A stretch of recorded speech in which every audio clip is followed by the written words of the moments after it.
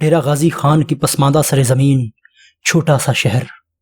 اس شہر کا ایک چھوٹا سا بلاک یا محلہ سادات، بلاک نمبر 45۔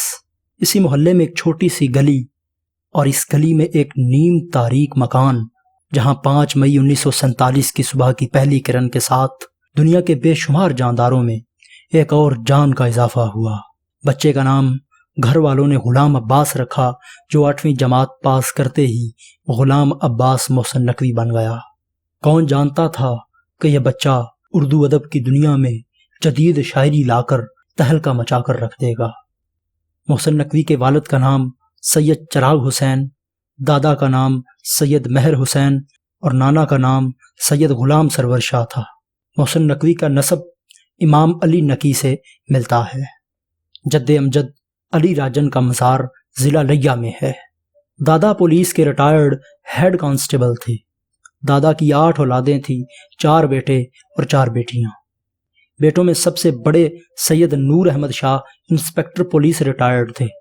دوسرے سید در Muhammad Shah border military police میں آنریری جمعدار ریٹائرڈ ہوئے۔ تیسرے محسن شہید کے والد سید چراغ حسین شاہ صاحب تھے اور چوتھے سید خادم حسین شاہ تھے۔ محسن نقوی کے والد صاحب اور چچا خادم حسین شاہ زین سازی کا کام کرتے تھے۔ پھر پاکستان بننے کے بعد غلہ منڈی میں سادات آڑت کے نام دکان کھولی، جو آج بھی باقی ہے۔ محسن نقوی کے والد کی وفات 8 مارچ 1972 کو ہوئی۔ محسن نقوی کا 1 بھائی اور 5 بہنیں ہیں۔ چھوٹے بھائی کا نام فرحت عباس شاہ ہے۔ اگر ہم محسن نقوی کی تعلیم کے بارے میں بات کریں تو آپ نے پرائمری اپنے محلے کے ساتھ ہی ایک primary school MC primary school number 6 میں حاصل کی۔ Matric Dera Ghazi Khan government high school number 1 سے فرسٹ ڈویژن میں پاس کیا۔ FA اور BA government college Dera Ghazi Khan سے کیا اور MA government college Bosan road Multan میں پاس کیا۔ اس عرصہ میں ایوب خان کی آمریت کے خلاف نظم لکھنے کے جرم میں مقدمات میں ملوث بھی کیے گئے۔ محسن نقوی نے پہلی مجلس 1970 میں پڑھی اور پھر یہ سلسلہ تا دم وفات جاری و ساری رہا۔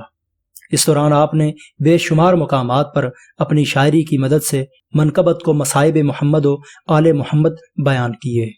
ابھی آپ BA سے فارغ ہوئے تھے کہ آپ کے والدین نے شادی کے فرض سے سبکدوش ہونے کا فیصلہ کر لیا، اور یوں 1968 میں آپ کی شادی آپ کے چچا سید خادم حسین شاہ کی بیٹی سے ہو گئی۔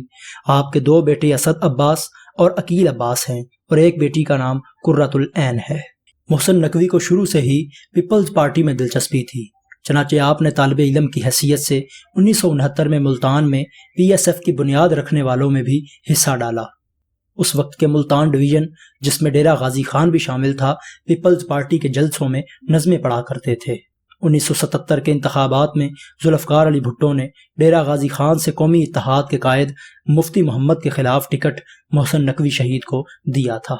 محسن نقوی شدت پسندوں اور شر پسندوں کے خلاف بہت زیادہ بات کیا کرتے تھے اور ان کے خلاف شاعری بھی لکھا کرتے تھے۔ شاید یہی وجہ تھی کہ آپ کو جنوری 1996 میں آپ کے گھر پہ ہی شہید کر دیا گیا۔ یوں اردو ادب کا یہ ستارہ اپنا نام ہمیشہ کے لیے بلند ترین ستاروں میں چھوڑ گیا۔ جب جب اردو ادب کے عظیم شعراء کا ذکر آئے گا، محسن نقوی کی عظیم غزلیں لازماً یاد کی جائیں گی۔